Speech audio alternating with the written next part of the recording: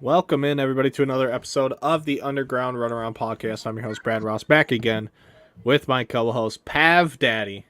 We got the big bad backwards hat wearing Keith frunCILLLLLO, baby. And the gentleman below me tonight, he's going to have the biggest segment he's had in the history of the Underground Runaround podcast. Ladies and gentlemen, Mr. Kenny Garfield Fong. What's up, everybody? What's up? Somebody talk to me. All of our baseball teams suck. Oh, correct. Yeah, we're sitting there. As fans, each of the teams that we're fans of suck right now. They all suck. for sure. But the Cubs are at least at 500. I expected worse, so I'm okay. That's not bad. If they end the season near 500, it's been a total success. Yeah, I agree. But Pav also is on record on this show talking about why I play 500 baseball. Yeah. Yeah, I'm happy with 500 baseball this year. Yeah, come on, ref. Special guest star tonight is Yes. Kenny's roommate. Yeah, apologies in advance. We love For it. any Apologies necessary. profanity. We love it. All for any profanities that aren't coming out of the word of our buddy Pav. Oh, Pav Daddy. If Pav Daddy's not dropping those F-bombs, baby, it wasn't us. Nope. I Nope. love it. Mervert. Uh-oh. We'll be Matt receiving... Mervis fan club member. Uh-oh. They're calling them Merverts. the obvious Herberts. Yeah, the obvious shirts 16 seconds ago. Just Oh my gosh. oh, it's a real shirt. It says Merverts Unite. Oh my gosh. Hang on. I'm gonna put it on the screen in just a second. I was just sharing They'll be for sale tomorrow outside for of Wrigley. they're for sale right now. Outside of Wrigley? Oh Already? no. I mean, they're going to be Probably. on the side of the road tomorrow. For sale at Wrigley. They'll sell a lot of them. Bang. I love it. That looks like a political T-shirt. That does look like a political t-shirt. You know what I mean? Yeah. Uh-huh. Okay. $30. Oh yeah. Hey, obvious shirts. The mash shirt is that's yeah. wonderful. I'll take that. Oh, they even have it in gray, the navy gray. Never yeah. nervous, Mervis. Mm. Uh-huh. We're gonna get back to this. I didn't know this is where we were going. But this is great. I love it. Ash Mervis. I like it. Yeah, he's a It's stud. You're exciting. about to find out. We'll get there though. You guys keep talking about whatever it is that you talk about, and I'll be right back with you. Our guys. teams suck. Yeah. We have some updates in the divisional races. Not really a race, but divisional standings. The Rays still in the East, Twins in the Central, Texas out West. The Braves are going to run away with the East. Central, Pittsburgh and Andrew friggin' McCutchen are 20-11. Yep. Did you see Acuna left the game tonight? Fouled one off his knee. Oh, did you see McGill throwing him? Yeah, McGill threw. They said it. Everyone's saying it's not intentional, but I think it was McGill. It was someone who's got a decent fastball, and so the inning before that, and I got in an argument because I got Braves friends that are fans. You know what I mean?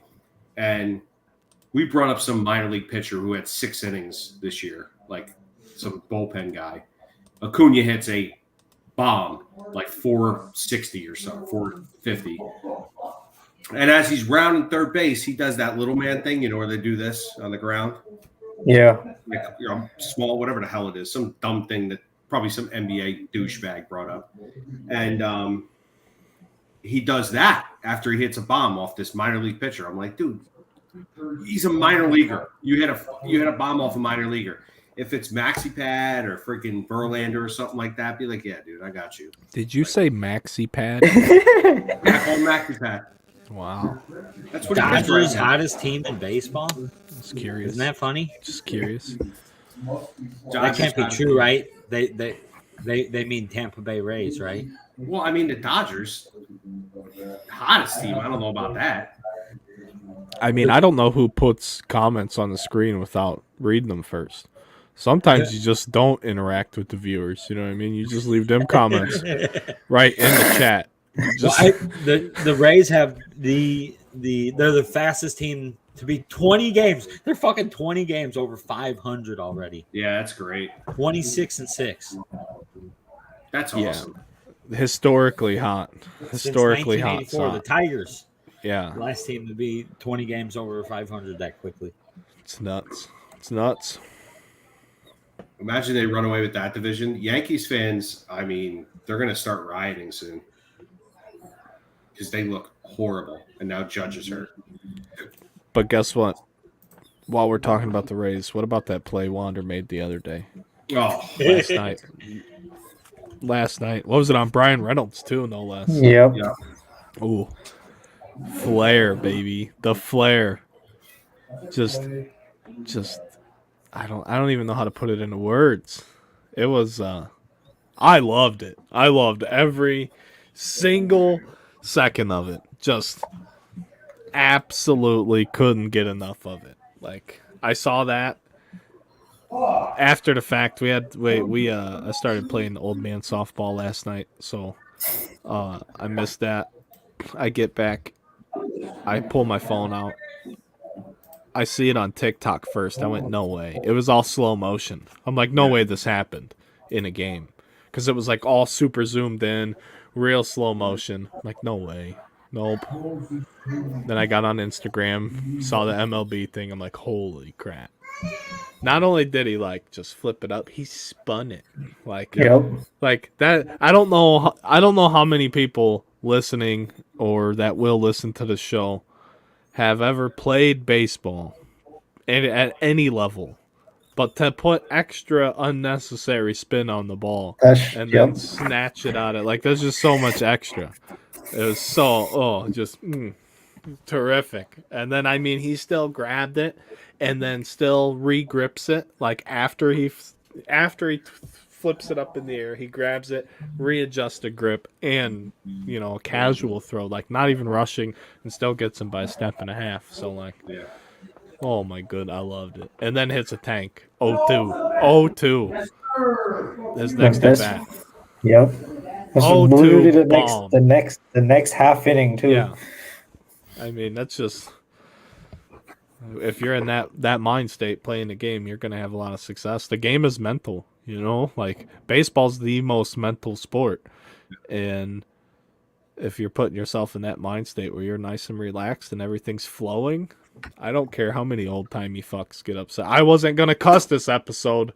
I wasn't going to do it. I don't care how many old-timey get off my lawn people are out there. See, that just doesn't really drive it home the way I want it to be driven home. I'm having a problem with this, but I don't care how many people got an issue with that. It's beautiful. It's poetry, emotion. He's feeling it. I love it. That's why the Rays are 20 games over 500. Like, anybody's got a problem with it, thoughts and prayers. There's all those people that are like, oh, what if he didn't do it? Like, what if he didn't throw him out, or like throw it 10 feet over him? But he didn't do it. He made the play. Even if he does, okay, so here's the thing. Even if he does boot the ball, or like spins it up in the air and like catches it off a finger and then it spins the opposite way because he put English on, you know what I mean? Like, even if it goes wrong and he boots the ball, it's not even up to him. Like, or I mean, it's not up to you. Like, how does he respond to doing that? Like, that's all that matters. Like, yeah, sure, the manager's gonna have his ass at that point, and rightfully so. But what's gonna happen to him if he makes a regular error? Nothing, as long as he responds properly to it and gets back in the game. Like, he'll be fine. It's not like he's Starlin Castro. Okay, Pav Daddy and I know, and we're gonna Starlin Castro. I'm a terrific hitter. The guy was a high level hitter, and we knew it from the jump. But he was an absolute mental head case liability of a fielder. He's the only human being I've ever watched in Major League Baseball boot a ball at shortstop, turn his entire back to the play, and let the guy get to second base because he was too busy throwing a fit than to go recover the ball that he kicked into left field. Like, oh, at least you're not dealing with somebody like that. This guy's showing off, having fun because he knows how good he is. Like, there's just it's a big difference. Like, that's just the absolute show of confidence. Like, he doesn't care. He's just having fun. Like, over or under the number of times he does it again this season? Oh, he'll do it again. Over. He's Dominican, really? right? Yeah, I'm sure. I'm very sure someone said something to him. I don't think that goes unnoted, but I'm pretty sure he's not gonna. I don't know, man. That's happening again. I don't know. Pandora doesn't go back in the box, right? It just, what's that? It's happening. I don't know. I think he probably won't be doing that again. Oh, that's gonna happen. If anything, it's just gonna start helping his on base percentage. They start throwing at him. You know, somebody doesn't like it. I'm not even like, I think somebody from coaching staff definitely said, yeah, dude, don't do that again. But here's the problem though with the Rays. The Rays only care about analytics. Analytics don't factor into effect how many times you juggle the ball before you throw it to first base. So they only read if you made the play or not. So he made the play. It reminds me of the scene from Major League when he makes that basket catch, Willie Mays Hayes. Oh yeah, comes in, he's like, "Nice catch! Don't you ever do it again." He's like,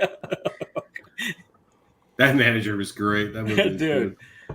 Fuck. That's that might be my favorite baseball movie. I think it is. I think Major League is my favorite baseball movie. You could have your real ones, your serious ones, your funny ones, your cool ones, your based on a true story ones, your make believe ones. But give me the Major League. I'll take that one.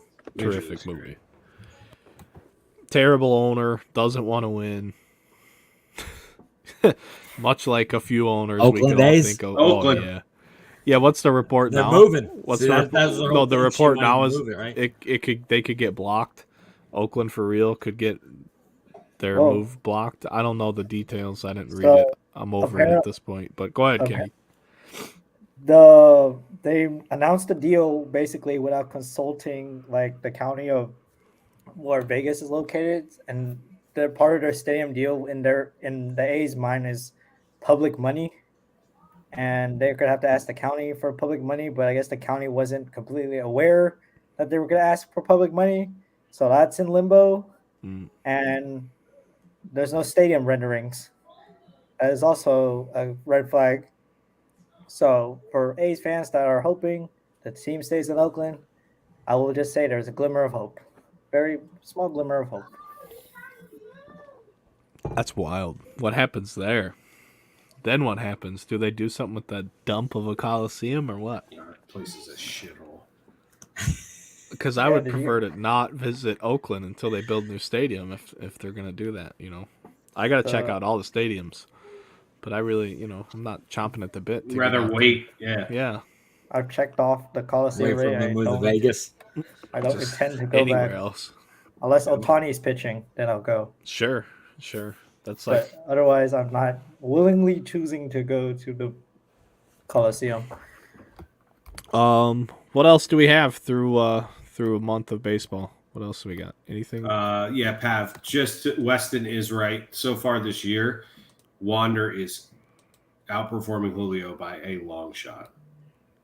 Yeah, but Pav's statements were last year's statements. No, I still take Julio this year by the end of the season. That's because you think Wander's going to get hurt. No, I expect Wander to. He stopped hitting home runs. How many home runs has he hit in the last fucking 3 weeks? Right? He's only got he hit 4 home runs like really early, and then so I expect Julio to fucking be Julio, and I think like his numbers. He'll definitely pick it up. Yeah. So by the end of the year, I think Julio will have the numbers. I like it. I like when you stand by a statement like that. I'm sticking to it, dude. Wander already like it compared to what was Wander beginning of the season, right? He reminds me of Nico Horner, right? Nico was just hitting 360 and now he's hitting 300. And you'd be like, oh, Nico's having a better year than, well, Whoa. you know, he had a Whoa. really great fucking 3 weeks. And then, I'm about to have a stroke, I think. This dude just compared Wander and Nico. I'm saying, it's like early. I'm a Cubs fan. Those dudes aren't even in the same stratosphere of talent. I'm just saying, he was hitting 360 and now he's hitting 300. What was Wander hitting? I don't up care there. what Wander's hitting. 350 or he's hitting 305 now. So like, I haven't seen Nico take a ground ball and spin it into the air and snatch it out of the air and re-grip it. And there's a drive by Castellanos. He makes the play, you know what I mean? I don't know.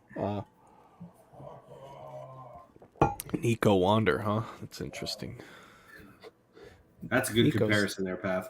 I'm saying guys hit 350, you know, and then they drop the 300. No, yeah. And he's going to end up dropping the 280. He'll regress to the 280 mark, and Julio will progress to the 280 mark. So while Julio's progressing to the 280, he's going to hit a hot streak where he hits a bunch of home runs. And there's a lot more potential for Julio to hit the ball over the fence. So like Wander's 4 home run spurt early in the season has him where he's at, and he hasn't really hit much since. And now it's like fucking Javi Baez. I'll give you that. People are like, oh, look, he flipped the fucking ball up, you know, and Javi Baez was that flash. So like, hey, the fucking Tampa Bay Rays are winning.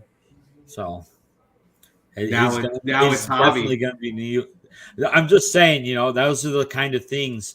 Like, would you rather have a guy win a Gold Glove or make flashy plays? Gold Glove didn't mean shit. Well, half the Gold Gloves are. Yeah, I mean, what I want to win ball games, and you win ball games by putting the ball over the fucking fence. That's average fielding. Look at the Phillies; they couldn't field for shit. They made it to the fucking World Series. They were horrible. 6-6. That's right. Boland's right. Do whatever they want. I think it does help too when your team's performing well. You're thriving off each other. You know what I mean? Fuck yeah. If could you imagine what the discussion would be like if the Rays sucked right now and he did that? True. You're right. Everybody would be on the other side of the fence. They'd be like, "You're out there fucking doing this shit." Does he still make the play? Under 500. Oh, if he makes the play, I'm doing the same thing. I'm loving every minute of it because that's the play they need to get them going. You know, if they're struggling, you can spin that however you want to.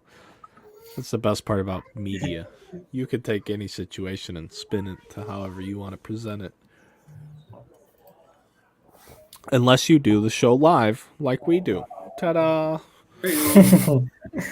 Which reminds me, this week's episode is brought to you by FCG Forensic Card Grading. $14 a card. There's no service levels. None of that nonsense. 10 business days. You send them the card or cards. Send them cards. Send the cards to them. You get them back in 10 business days. You spend $14 a card. And if you don't like what the grade tells you on the front of the card, the back of the card has a QR. You scan that little dude, and it tells you exactly why you got the grade that you got. The utmost transparency in the industry. The underground brand in the hobby is 100% predicated on transparency. It's an easy pair for us to work together. FCG Grading, ladies and gentlemen. Check them out. Go to the website. All that stuff. And with that being said, Kenny, 2023 Bowman has been out and has been sprinkled upon us. And there's just been superfractors aplenty. Kenny and his people track the superfractors. Kenny, I don't know how many people you have working on that project. I just have one other person.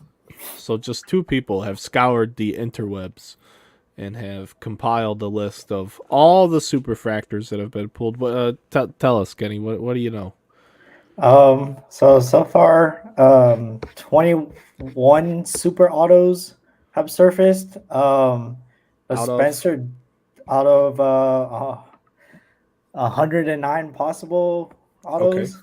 And you've seen how many? 21? 21.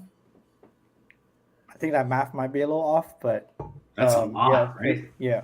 20% of the supers? Yeah. Yeah. Super autos, right? You said autos? Yeah, super autos, yeah. I think the Spencer Jones just got pulled today by Best Card Breaks. Nicholas strikes again, huh? I think that was it. I think Yeah, that was him. If that was the one on Twitter, I think you're right. I saw Nick pulled something. Good for him. I know Nick pulled something, that's for sure. Matt Mervis auto was the first off the board. So not surprisingly. I saw that early. Yeah, that was even way before release, like actual release day. So the guy who pulled the Matt Mervis Superfractor, the gentleman I have that comes and helps me on Monday knows that guy.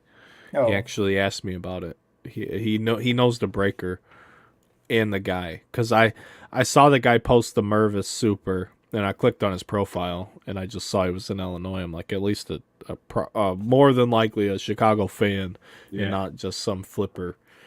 No offense to the Bowman flippers. Once you be flipping it so fast, though. I would 100%, because I don't. Given the values, I'm the biggest Mervis fan going. Right, we're doing a whole segment on the guy here that we haven't even got to yet tonight, and I still think the value that the singles market put on him and that breakers put on the Cubs because they had to. So the problem is you can't blame all the breakers, because it comes down to product cost. If this product costs $1 bazillion, the cost has to go somewhere to open it up.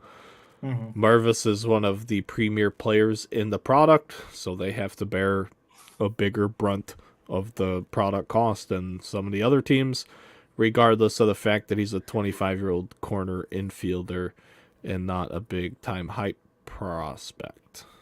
So it is what it is. Rizzo, for comparison, Pav has talked about this before. If, what's up, Scarlett? So, if Mervis were to put up the same type of numbers Rizzo put up, Pav says that'd be terrific, and it would. That'd be 4, 5, 6 years of 25 and 100. Yeah. If you could get that kind of production, that'd be incredible. Okay, Rizzo made that type of production. His refractor first Bowman auto sells for under $100. Why? How is Mervis's more than that? How could it ever be more than that? Yeah. How? Because it's a brand new shiny product. I'm a guy who opens wax for a living. It doesn't make any sense. Like, I couldn't buy the Cubs in any Bowman breaks. Trust me, I've got in Bowman breaks, so I'm not knocking the product.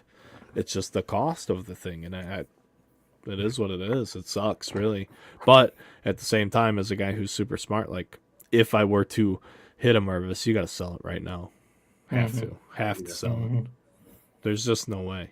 No way if he puts together 5 straight years of 25 and 100, which is very unlikely, that still puts him at 30 years old already. And now you're going to start talking about regression in another year or two if he were to even do that type of production. How can you project numbers out for that guy to where his first Bowman card value is whatever it is? It's not there. I'm sorry. Like, you want him to be kind of like, well, like he's like Pete though. Pete got that late start, right? If he can be like Pete, that'd be great. Pete didn't get that late of a start. Yeah, Pete's 29 or Pete's 28. Fine. And he didn't. His rookie year was 2019, so he's only been in the league a few years. He was older. He's not 25. He was 24. Yeah, he's fine. 24 is good. 25 is no good. But he also played a full season, almost every game. Yeah, he did. Yeah, 25 is that number. I think that's the number. Yep. Anything, Kenny? Was there anything else that, or like, did you see anything that's still outstanding that really? Yeah. What else do you know, dude? Keep telling us. Tell me more. We'll pull it up. Nick, our friend over at Best Card Breaks, pulled the Gunnar Henderson. Okay, quit talking about Nick at Best Card Breaks. We get it. All right. That was the one. I'm just clarifying. That was the enough one with he Nick. pulled. He did not pull the Spencer Jones redemption. Okay. Just Gunner though, that's a biggie. Okay, Yeah. I don't care who pulled it. I just want to hear about the super fractors. Now, who pulled them? Unless they're coming on the show. Roto Breaks next Thursday, ladies and gentlemen. Roto Breaks will be on the show. Drew Jones is still out there. The Drew Jones is still out there. Interesting. Justin Crawford on the Phillies is still out there. Ooh. I think apparently he's a big name. Roman Anthony on the Red Sox, he's still out there. That sounds like a ball player name, doesn't it? Yeah. Roman Anthony. Yeah. Or a fucking soccer player. Whoa. He sounds like Mark Anthony's brother. The Mariners, most of the Mariners' big hits are still out there. Lazaro Montez. I got a orange shimmer on consignment on my eBay right now. An orange shimmer first auto. Mariners fans, get on the Underground Case Breaks eBay store. Place your bids. Yes, sir. Make Chester happy. So Mariners are still good. Mariners are still good. Yeah. No super autos have been hit with the Mariners yet. I know for me personally, Kyle Harrison and Vaughn Brown are still out there, but I'm also going broke, so there's that. But yeah, for me, just noticing, I mean, compared to draft, obviously, because it's like the first big product that Topps and Fanatics really controlled the distribution and whatnot. I feel I don't have the numbers to back it up, but it does feel that all these big hits are coming out at a little slower rate than 22 draft, just because of the way cost is, cost of the product. My other big thing, and not to jump on you, and it's not you, but I'm not convinced that all the product's even out there yet. You know what I mean? It's so hard to find. And you can't tell me that this isn't the most Bowman they've ever made before. Oh yeah. There's no way. So where is it? Who has it all? And why is it so much money? It's two questions. It's too much money. But if whoever has it can continue to make money on it all year long at the rate that they're making money on it now, I'm sure they don't care. But I don't know if the people that are doing that can do that with every single hobby release that comes out. Can you afford to front all the production costs and then milk it out to maximize the profit? I don't know. I don't know if they're doing that. It just seems real weird. Real weird. The weirdest thing I've ever noticed. Weird. Because everybody's asking me, hey, Brad, where's the Bowman? I'm nobody. But, believe it or not, there's quite a few people that, talk to me, and I talk to them, bigger and smaller. Someone asked me about distribution the other day, as if I was still getting lots of product. No, I'm not getting anything, man. The dude approached me. He's like, hey, I need to know about distributors other than Peach State, blah, blah, blah. I'm like, listen, that's for me, that's the only place I even get anything from in terms of allocations. And it ain't like it used to be. It's not like if you get it allocated from them, it's still not the cheapest price. The people that are getting it direct are getting it cheaper, and they're complaining that the price is too high. So it's wild. It's wild to hear some of the people that are privileged with product complain. It's an interesting thing. You just see it. I'm not saying those are all directly conversations people have had with me, but you see it. People complaining about product cost and things like that. So I don't know, but I don't know where all the product is, period. Just let it all out. Jumbos have just dried up in the well, just nowhere out there in the world, seemingly. Yeah. It's all been for the most part, hobby breaks that I've seen. But where the hell are all the jumbos? All the just those sealed jumbo cases, where the hell they are? It's super strange to me that 23 Bowman Jumbo and a 2020 Bowman Jumbo are almost the same price on the retail market. I'm Bowmaned up in the 2020 department. Let's break that. Let's find a Dominguez. Get wild. So I don't know. Continue on with the super fractors, Kenny. But I think that's maybe why we haven't seen as many compared to draft, because maybe it's just There's maybe not as much as getting ripped because of the price point, but I also think less people even have access to it. I think it's an access issue. Me and my partner, Brett, shout out to Brett. Shout out to Brett. Other Brett, not our Brett. Our partner. I don't even know what Brett is anymore. Brett's changed. Brett stepped into the box and blew up. We were talking about it today, like him. Shout out Bowman, to our Brett. Like the rate we were talking about how like the rate of supers being hit were considerably slower than 23 Bowman, which is like it does make sense in a sense because not much product is getting out there, just because of how expensive it is and it's hidden somewhere in this planet. So like, but there's still a lot to be pulled out there. We just don't know where it is because of the new distribution model and how they changed. I'm trying to find the words, but they've changed. But if you guys want to continue seeing the Super Tracker updates, follow me on Twitter at KVCards, capital K, capital V. I try to post as frequently as I can as soon as I see them, and the link to the spreadsheet that we track is on my bio, on the link tree in my bio. There you go, ladies and gentlemen. Bowman Superfractor Tracker, Kenny Garfield Vaughn. Ladies and gentlemen, you want to know all about Superfractors in Bowman, you go to Twitter at KVCards. You don't need to capitalize them. If you don't, it will still take you there. Trust me, I'm that bad at Twitter. I know that for a fact. In his bio, there's a link tree. The link tree has the link to the document, dude, that has all the super units for you to track.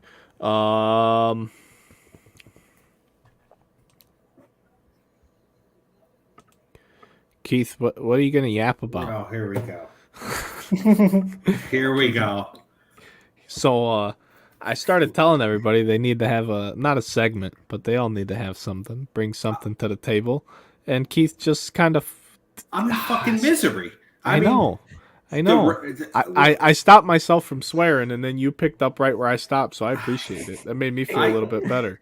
So I know not everyone's the biggest hockey fan, but to me, hockey's amazing. Yeah, hockey's my number one sport, right? Hockey, they do everything that they do, like with all the hand-eye coordination that it takes to hit a puck and maneuver around people and keep the stick in the proper place because you can't just put your stick wherever you want to and do all that on a little tiny blade of metal is really impressive. Yeah. So, first off, the Mets are – I see my cat's in the fucking background. That's the neighbor's cat. That's not even my cat. Shout out to the cat. The Mets are in fucking disarray. Just being, the typical. I should expect this, but they're in fucking disarray. The Rangers go up against. You know what? I'll give them credit. The Devils played a hell of a series. Great series. Rangers, fucking best team I've ever seen on paper. Out in the first fucking round. So the Mets suck. The Rangers suck. And I'm already looking forward to the Eagles. That's where I'm at. And that's shitty because that's fucking 5 months away. You know what I mean? So I actually paid attention to the draft this year because we had 2 picks, and I was like, all right, I really want to look into this, but it's just the same shit. It's the same shit. The Orioles playing well. I love that. The Orioles are fucking awesome, and that's what I've been saying for a few months. I'm really happy that they're playing decent ball. It's just misery, man. Every fucking year we deal with the same goddamn bullshit, and it never fucking ends. It's like, we'll throw money at these 2 overage fucking guys, and I still have faith in Verlander. Scherzer, I'm a little worried about, but I think Scherzer's a psycho, so I think he'll at least be a serviceable starter.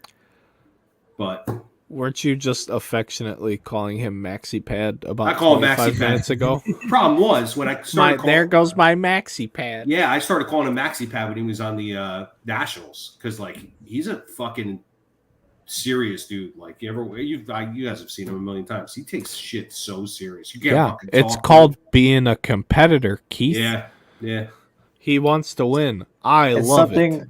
It's something the rest of the team needs to get on board with. Some of the best you're right. In sports. Yeah, dude. Kenny, you're right though. at some point the teams have to bring that. Someone's got to bring that to the table, and him. I think Verlander's probably no bullshit kind of guy too. He seems like he might be a dick, but like Nimmo's not going to be that guy. Alonso's not. Alonso's IQ is 6. He's not going to be that guy. It's like it's just Lindor's batting 212. What the fuck? Like it's just everything. But wait, we'll talk about the bright spot, baby. We'll talk about the bright spot.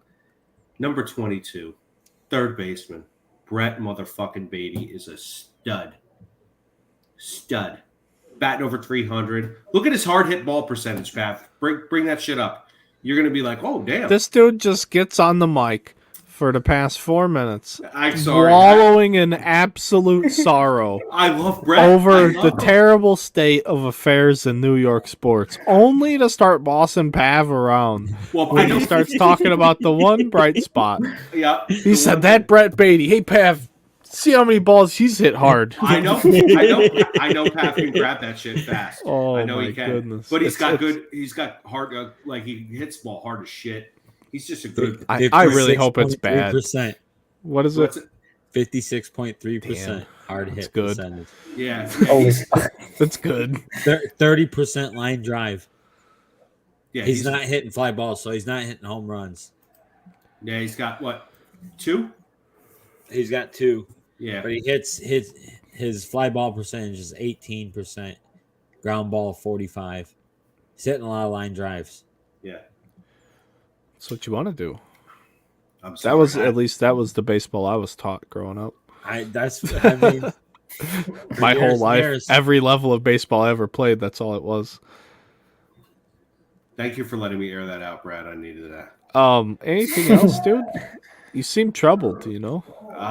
No, it's just so much so I heard you were watching West Coast basketball. I was. Update right now, 48-42. Wait, so you are watching the game? I got it on Gamecast. All right. Anyway. Kenny, are you watching Gamecast too? No. Really? Mervis is back. I have 2 tabs open, and it's not Gamecast. He's coming. It's official. Ladies and gentlemen of the Underground Runaround podcast, Mash Mervis, the pride of the Cubs farm system. I'm not very well prepared for this, but he's coming, folks. He's their 6th ranked prospect. That I don't care about that. He's the number I'm just 1 saying, ranked prospect in my heart. Hey, we said it before anybody.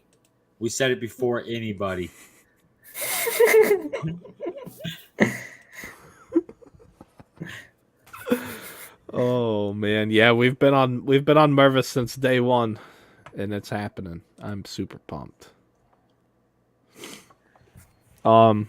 Hey Keith, what draft pick was Brett Beatty? He's first round. He's a high school kid. Yes, I wouldn't say he was like 20-ish, or maybe he's 12. He was kind of high. He was sought after. You know what draft pick Matt Mervis was? 5th round. Oh, undrafted. He was way ahead drafted free agent. I've becoming no. They only had 5 rounds in 2020, so that's kind of why he wasn't drafted. I'm becoming more of a Cubs fan. I'm being serious. It's hard not to, isn't it? Well, I just like seeing a team. I really want to see a team build success like they have. Like I know we've talked about it and like kind of get better. And I really hope the Cubs do the shit the right way and keep kind of going up. It's good for baseball. It's good to see. I'd rather see the Cubs do it than like a lot of other 22nd pick. Yeah, here we go. Bobby Shoes. Yep. Thanks, buddy. It's really interesting because so many Cubs fans hated on what the Cubs were doing, but they had to trade the guys they had because they weren't going anywhere.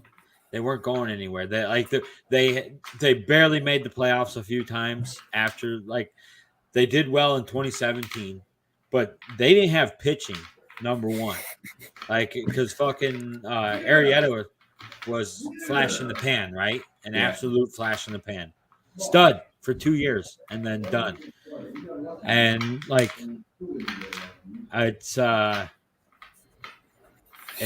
when you run out of pitching, it's tough to win anything. Yeah, and their bats that they thought were going to carry them didn't carry them. yeah. So I like the return that we got.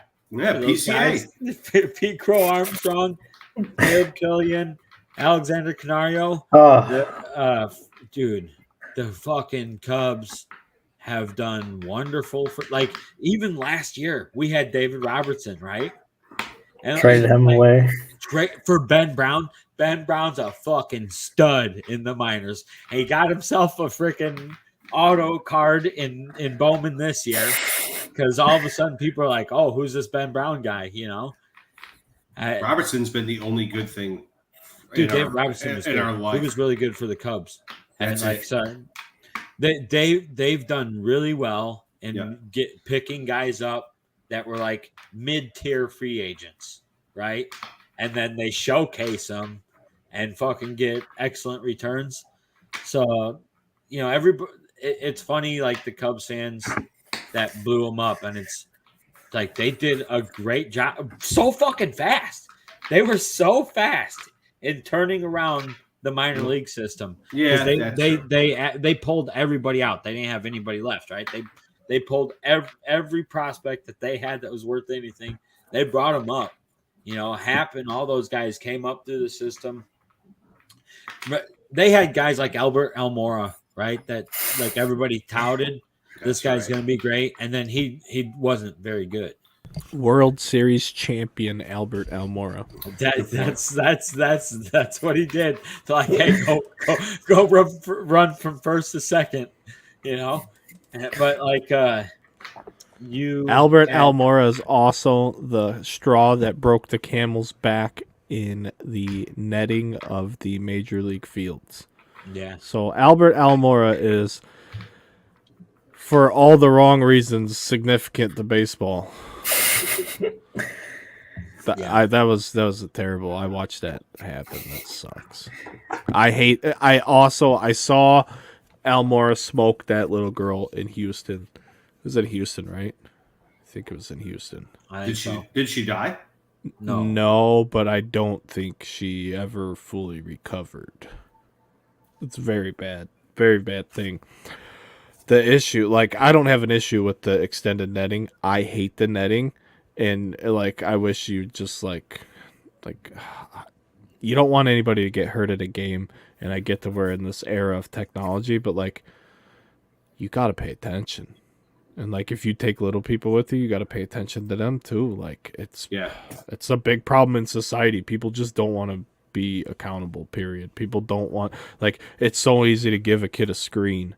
We're gonna get way off topic here real quick in the name of safety, but it's so easy. Like, if your kid's doing something you don't like or whatever, or you want to do what you want to do because you're selfish and you're addicted to staring at your fucking phone screen, you just give your kid a screen and then you ignore them, and then the next thing you know, you do that at a baseball game and they get smoked because they're not paying attention. So you have to, from a liability standpoint, I get why they did it, but the Nets suck. Like, they suck. They suck. Mm-hmm.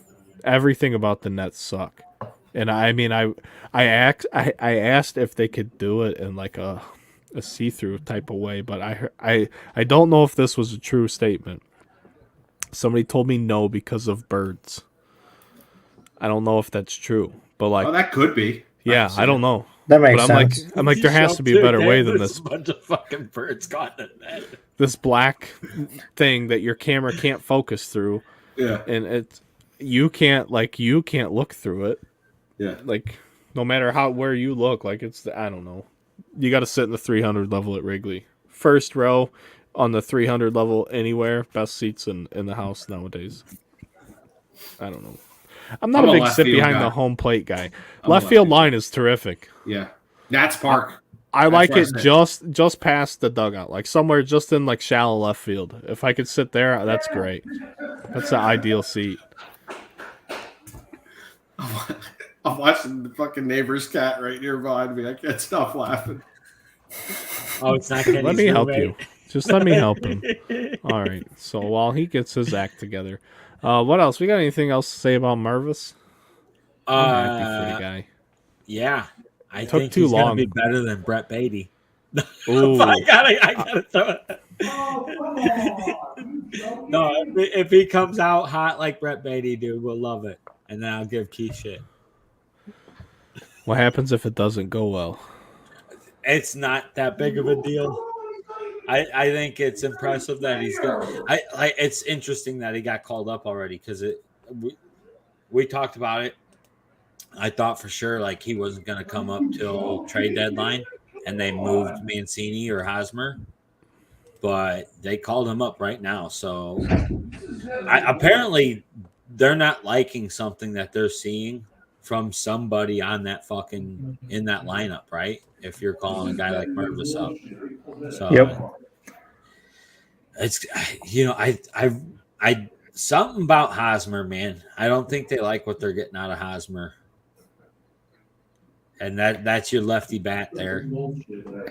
So I don't even know why they brought him in.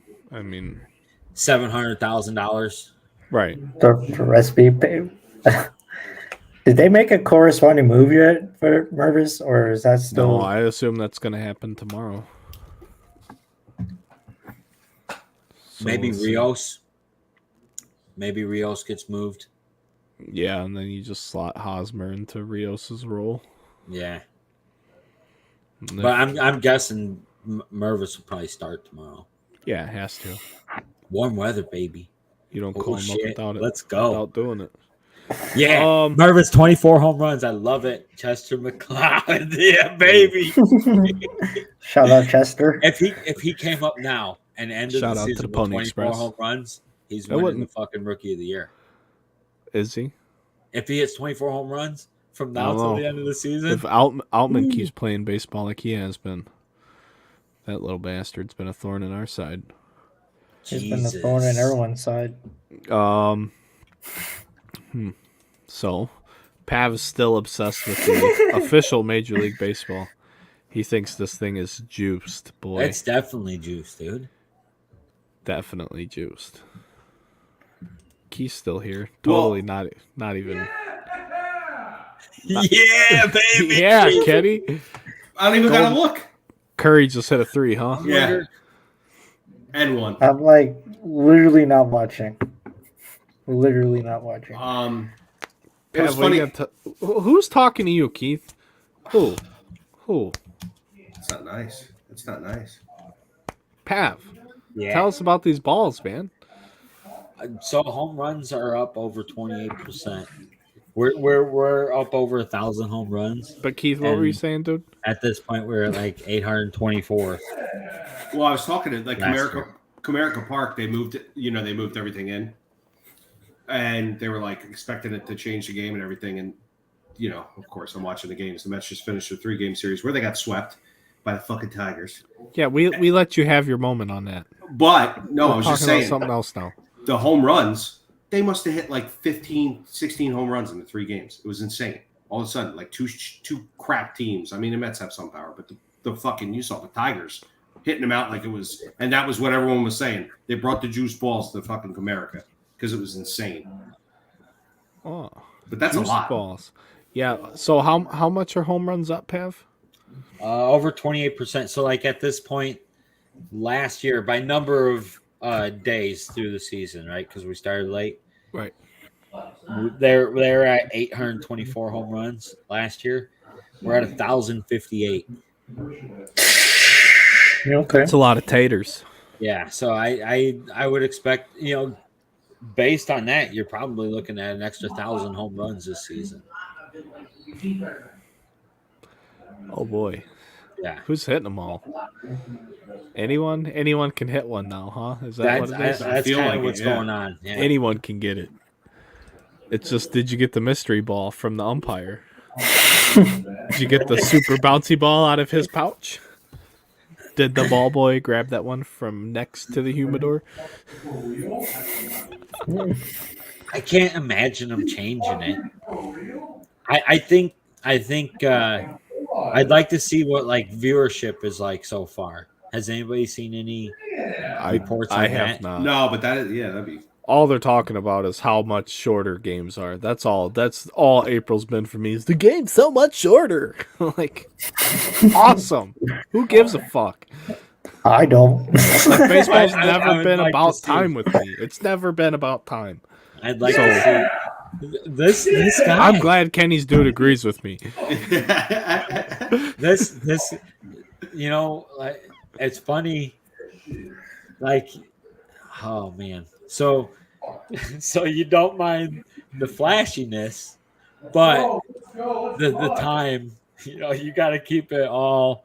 I could give two shits about watching a 4-hour baseball game on a weekday when it's a school day and the next day. I gave two less shits about that in high school. Gave two less shits. Yeah. Woke up, dragged my ass to school. Ooh, dragged it. Half asleep. Kenny's All the good. problem- because I went to a baseball game. The problem is that you look at it from the point of view that you've always been a fan. Whereas you have to look at it that they're trying to compete with the NBA, right, and fucking NFL and shit like that. So they have to attract the casual audience. They have to get a casual viewer to show up and want to care about what they're looking at instead of just going, baseball's boring. I don't get it. Like, there's a clock now. Hey, look, the clock's ticking. What's it ticking down to? What happens when it hits 0? Kaboom, game's over. Like, have you noticed a slowdown in stolen bases? No, but I did see that Acuna had more stolen bases himself than like 5 big league teams. I think we started the season, everybody was running like crazy, and I feel like I've seen a slowdown. Over the last 2 weeks, guys are getting caught stealing and shit more. I don't know what it is. I don't know. I don't know I don't have any data on the stolen bases, but those bases are huge. They're huge. They're fucking pizza boxes out here. They really gigantic. are. They're so Large big. Pizza boxes. They're large. I think. Have you noticed the guys are kind of sliding a little bit late now because of the bags? Yeah, Nemo today. Your boy Nemo slid way too late. Got clocked right in the head. I've seen guys like overslide the bag a lot this year. Yeah, They especially with the end up grabbing around the bag like this. Slide past. That base is so big, it should have fucking handles on the sides of it, like on the face, on all 4 sides of the face of the base. It should have a fucking handle because it's so big. Like, imagine having to take those off the field after every game, like back in the day after practice. You had to take the bases out. God. Oh. And then you had like the one base that didn't ever want to go in, and then when it did go in, it like didn't sit right. Well, but no, they got gigantic. Like you could trampoline. Like they should put a little trampoline in there. Like the Savannah Bananas should adopt those bases and put little trampolines in them, and just have a good old time. I don't really know what to say other than they're so big. Yeah. They're just so big. Pav, anything else about these baseballs that are juiced up? Do we have any evidence? Just the number of home runs going up. Sure. So just that's quite a bit though. That's a huge increase. 30% almost. I think it'll stay around there for the whole season. Nobody hates it, right? No. Not really. I don't know why the MLB just doesn't admit to things sometimes. Just be like, yeah, we juiced up the balls. Don't you like it? Like, yeah, cool, man. Thanks. Are you not entertained? Yeah. You could even just go as far as them saying, hey, we now have a consistent ball that we'll continue to use because we noticed it's working. Well, here's the problem. problem. Say it's juiced, but Manfred wants to have an audience, right? And he wants to appeal to this younger generation. Like, okay, they might not understand the movie Gladiator, but if fucking Manfred green screened his ass walking out into like the middle of the Coliseum asking, "Are you not entertained?" and you're telling me that wouldn't get 10 billion views and be good for the sport of baseball? Like, come on. Manfred, call me, bud. I'm here. I got ideas. If you got money, I got ideas. Let's get some fans to the ballpark. Yeah, that's an alarming increase. I don't like it. That's the one thing I noticed about watching baseball highlights this year. And the pitch. Swung on, belted. By who? Who? Like, anybody can hit a home run. That's my big takeaway. Everyone's a home run hitter. Every one of them. And I mean, yeah, they're all big league baseball players. The most elite players on planet Earth. Lots of home runs. Holy cow. And then the next day, those same two teams will play a 2-0 ball game. It's like there's a lot of inconsistencies with it. So I don't know. I wish there was like maybe I shouldn't say this. I don't wish there was an overruling governing body of Major League Baseball, but I wish there was like an auditor of Major League Baseball to like check things like that affect the integrity of the game, such as the baseball.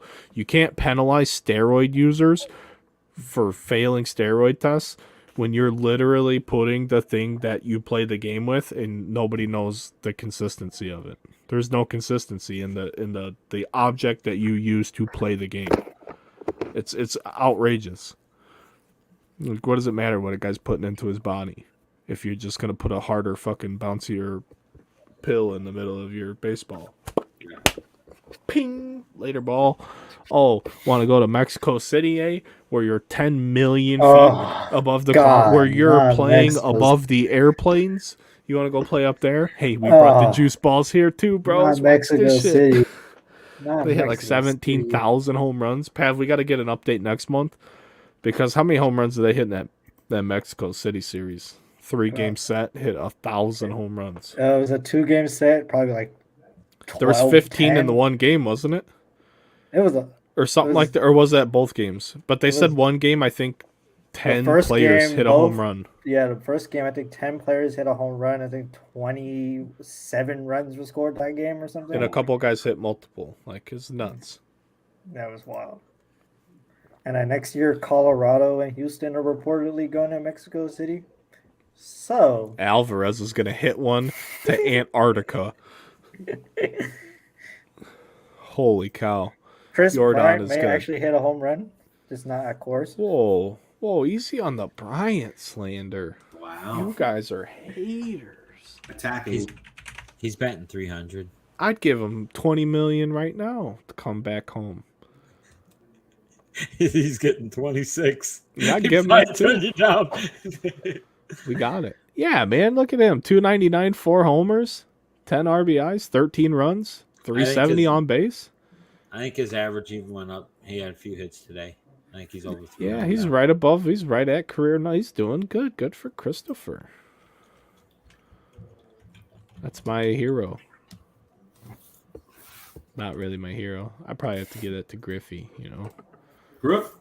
Yeah, Griff. So that's going to do it for the standard talking points of the episode. We have one more thing I want to talk about, near and dear to the heart. Former underground runaround legendary guest, the steamroller, Matt Mervis. Yeah, buddy. Is now a rookie in UFC Prizm cards. So while everybody wants to play UFC Prizm for Hasbulla, who doesn't even fucking fight, he's an internet guy.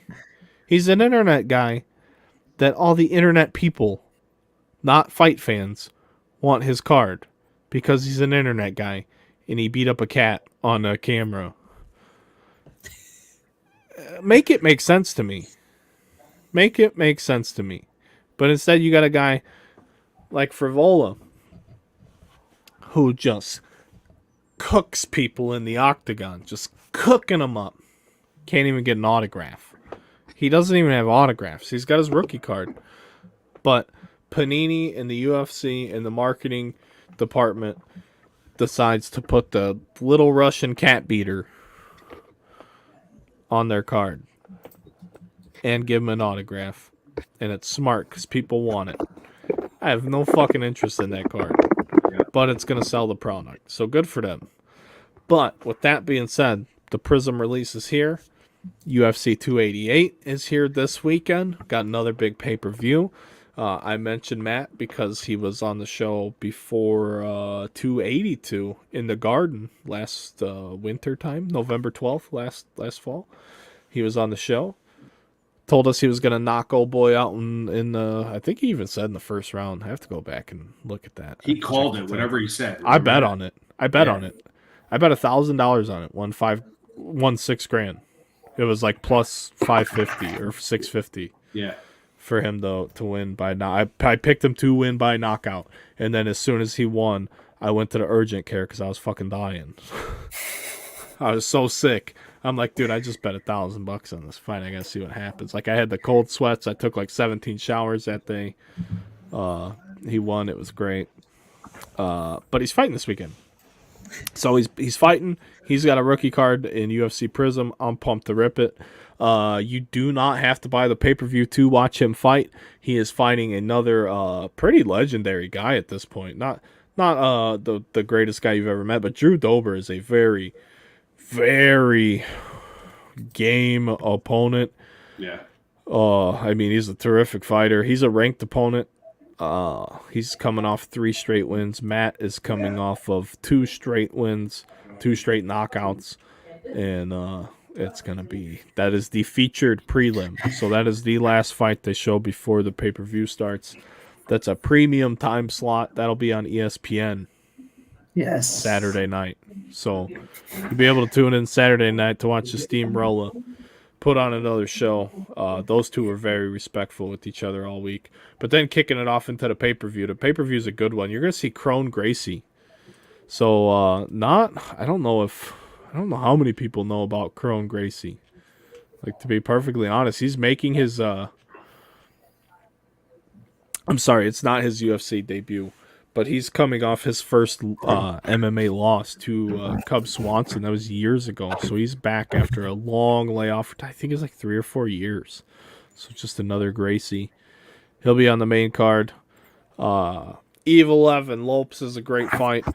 Got Bilal Muhammad and Gilbert Burns in the co-main. That's a really great fight. Gilbert Burns just fought Masvidal last month. Quick turnaround. I'm pretty. Ball. Is that He's that's a fight? It's a 5-round fight too. They both agreed to a 5-rounder for the co-main, so that's huge. And then in the main event, you got the bantamweight championship: Aljamain Sterling against Triple C. Henry Cejudo's coming out of retirement. Oh my goodness! Everybody doubted Aljo against Jan, and he did it twice. Yeah. So Cejudo coming out of retirement. Cejudo's the greatest little dude to fight. Yeah. In any type of combat. Cejudo's 36. For those of you who don't know, if you're only hearing about MMA because you're watching this show, then just know that Henry Cejudo is an Olympic gold medal wrestler, 2-division UFC champion, retired as the champion. Like, he went out on top, one of the very few to leave at the top of the game. Beat Demetrius Mighty Mouse Johnson, who before that was arguably the best. Like, Demetrius beat him, they exchanged wins, and then he rode off into the sunset. He's back now. He's going to try and get Aljo, and then be very interesting to see if he can get past Aljamain Sterling, who has not lost since 2017. Aljamain Sterling is... That's crazy. The champ for a reason. I mean, he was hurt for a while, and the disqualification fight with Jan, the first fight, and everybody said it was fake, whatever. Well, apparently he was very seriously injured even going into that fight, and he had a surgery after that fight. Came back, beats Jan again. Then he gets Dillashaw, cooks Dillashaw. So, I mean, he beat... We're talking about Aljamain Sterling beat Corey Sandhagen. Sandhagen is like a scary dude in that. That's a 135-pound fighter who's 5 foot 11 inches tall. That's wild. I love Sandhagen. Yeah, I'm a big fan. Beat Jamie Rivera, Cody Stamen, Brett Johns, Henan Barral. I mean, he's beat everybody. Takeya Mizugaki. Aljamain Sterling fought Mizugaki in 2015. Like, that's wild. Just that's going to be an incredible fight. Yeah. I don't know if that fight is getting the hype it should, because little dude fights do not really get me going. Like, I've said it all. Like, I don't mean it in any disrespect, but like the 125, 135 pound guys, like, granted, the 135 pound guys weigh 155, 160, probably, some of them on fight night. But like the 125 dudes, it's just so hard to believe. Like, they're world class and they're the best. And I would let one of them punch me. I would. And it would probably hurt horribly bad. But I just feel like if it was like a street style scenario that I could get my hands on them and just hold them. Like, if I could just hold you, I'll be all right. But if it's like, if you're talking about the worst heavyweight fighter on the UFC roster, I don't even want to make eye contact with them. Like, that's a human that will put you into another stratosphere. Like, the little guy might kill you, but it's going to be like 1,000 cuts to do it. So it's not, I mean, I'm not saying anything out loud that consumers do not say with their wallet. So you can get mad at me for saying it if you want, but the fact that Mighty Mouse Johnson, they say, is one of the best MMA people of all time, and the UFC literally traded him to Japan because he wasn't drawing. He was not making the UFC any money. He was just going out there putting on absolute technical clinics, and no one gave a shit. I mean, it is what it is, but it's not as enticing when you watch two small guys go at it. I'm just sorry. You watch heavyweights, boxing. What's the most prestigious title in boxing? The heavyweight championship.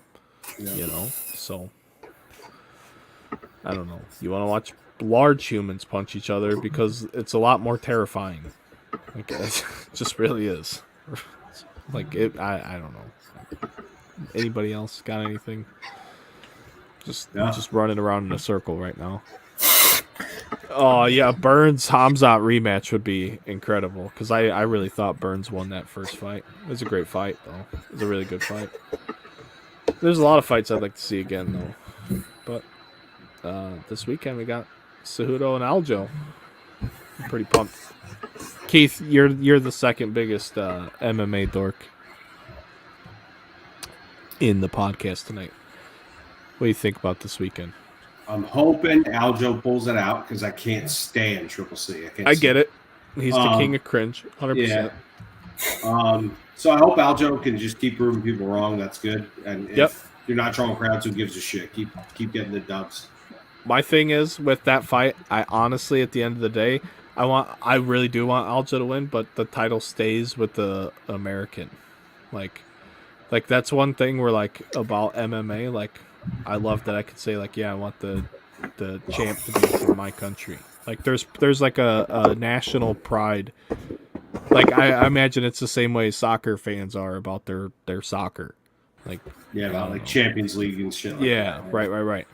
So I like that aspect of it too. Like, yeah, there's no team, but you can, like, root for your nation or whatever. Like, and I like the same way I like when, like, the Brazilians or whoever, they take their flags with them, you know, like, it's all about they're proud to represent where they're from as gladiators, as warriors going to compete. So I mean, I love that aspect of it. I think it's just an aspect of the sport that isn't there for the like big three.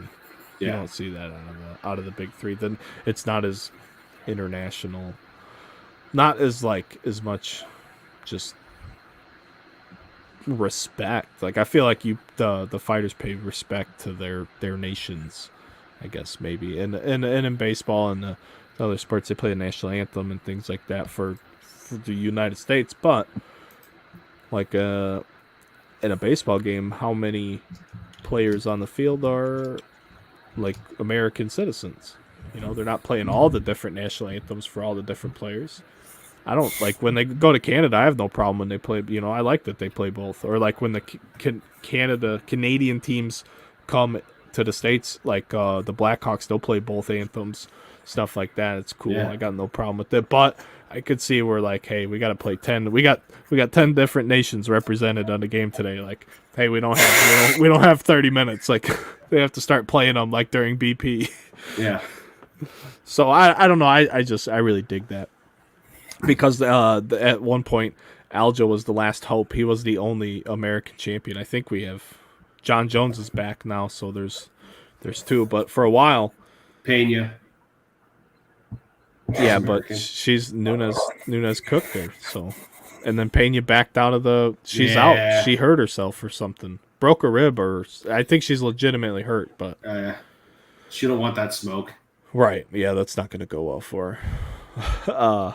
Yeah, I don't know. I love it. I love talking fights. Is Connor going to actually fight Chandler? I don't know. I don't think Connor's in the USADA thing. I don't think he's getting tested. No. He's still looking awfully juicy. He's so juicy. He's all just he's one big slab of beef right now in whiskey. That fucking guy. Chandler. Oh. I think that Cobain though is a kind of I wouldn't be surprised either way. Whoever took it, it wouldn't surprise me because Muhammad. I remember. Sorry, I remember Muhammad thinking like he's gonna get waxed, and I think it was like two fights ago, and he just walked through whoever he fought. He just cooked Sean Brady, and Sean Brady was undefeated, and he knocked him out. Like, that's the first time I've ever seen him knock out anybody, and I think he's knocked out a couple other people. But it just seems like recently Bilal is just a decision machine. Yeah, and that's not exciting. No.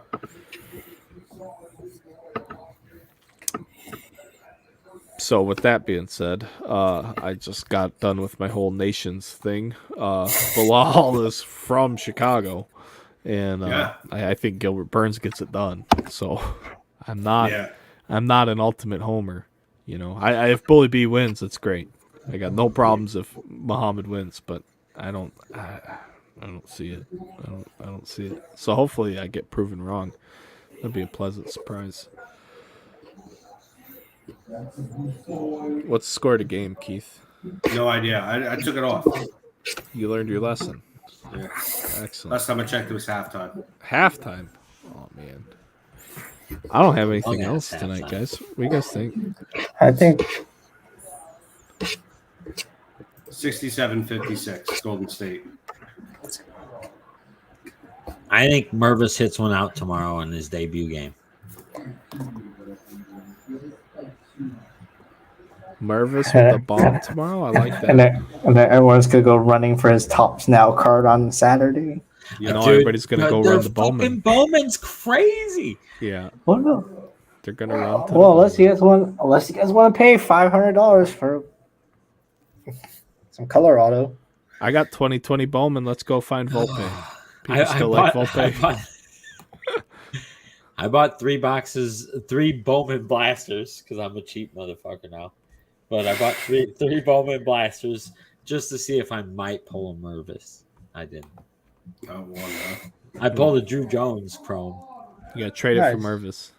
Yeah, that's what trade it for 2 Mervises. There you go. That's the answer. Yes. Anything else, gentlemen? What do we got? Nothing? No, sir. All right. I'm out too. Folks, thanks a bunch for tuning in to another episode of the Underground Runaround podcast. We will be back next Thursday, same time, with Jonathan Rotunda of Roto Breaks. Super nice dude. Be a good show. Thanks, everybody, for tuning in tonight. We will see you next time. Until then, Chicago